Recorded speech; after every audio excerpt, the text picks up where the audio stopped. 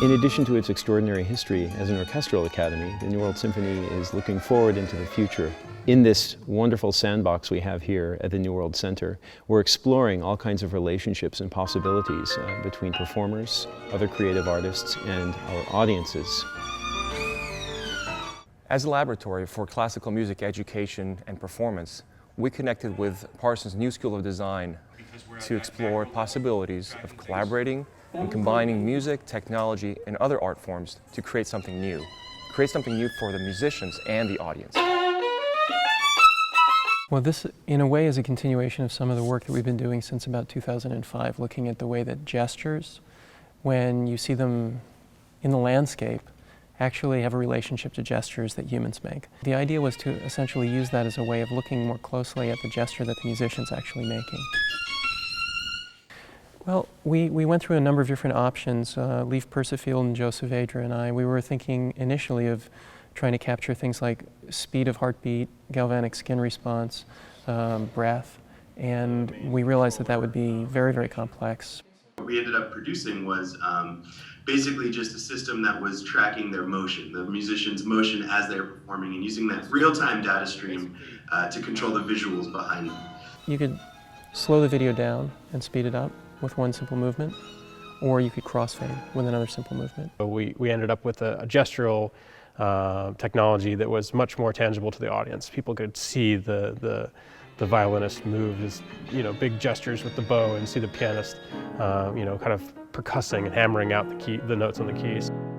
We started with the actual device that does the capture, and it's a little accelerometer that's embedded in this wristband here, and this measures motion X, Y, and Z axis, and it's exactly what's in smartphones in a lot of ways to tell which way they're pointed, and so this does exactly that. It can tell us which way it's pointed up and down, and in a really high rate of speed. We've taken two of the axes from the violinist and remapped them to the speed at which the video plays back, and the blending of two videos together. So as they move up and down and left and right and rotate his arm left and right, that changes the interaction. The motion of the pianist is different in that it's a much more percussive approach to the sound, and so we remapped to the Z axis, the axis that moves up and down.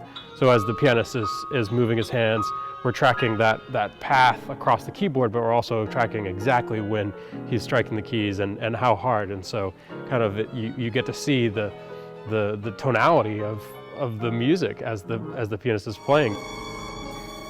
The content doesn't change in any way really based on their motion, but the way the content is remixed changes. From a performer standpoint, it's really actually not all that different. I wear an armband, an athletic armband with a little microchip inside. I mean, the only part that I really notice is having to put a wire through my sleeve. And the only real significant difference of the performance format is having these screens up here, which of course adds to the aesthetic in a very positive way. It made sense that this is sort of an atypical performance to perform with an atypical kind of piece. The piece that we're playing is not standard in any way, shape, or form.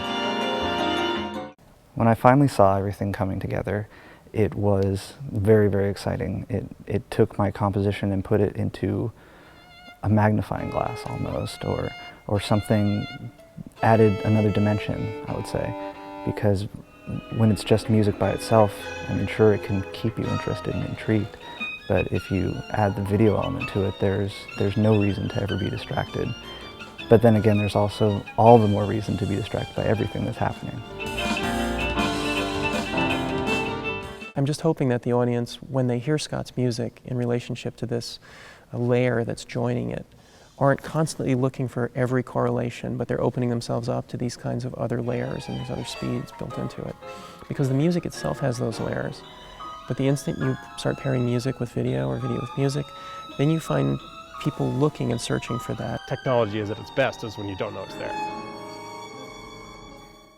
I think that technology and music have a lot in common. Contrary to what people might think, there's a lot of creativity going on in the technical world. Music, the same thing. They just have to complement, I think, very well with each other. To me, there are two art forms, really.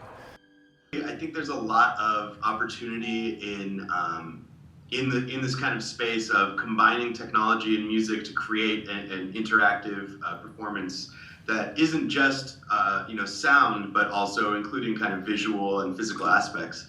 Composing music for these technologies will certainly yield a different kind of composition than someone like Mozart or Bach would have had. It's not just about pitch and tone and harmony and dynamics, but there's also same things applying to the visual sides. So there's visual color, there's visual pitch, there's visual tone and shading, and it amplifies everything. These kinds of projects are vitally important in that we're giving our fellows the opportunity to explore their own creative paths.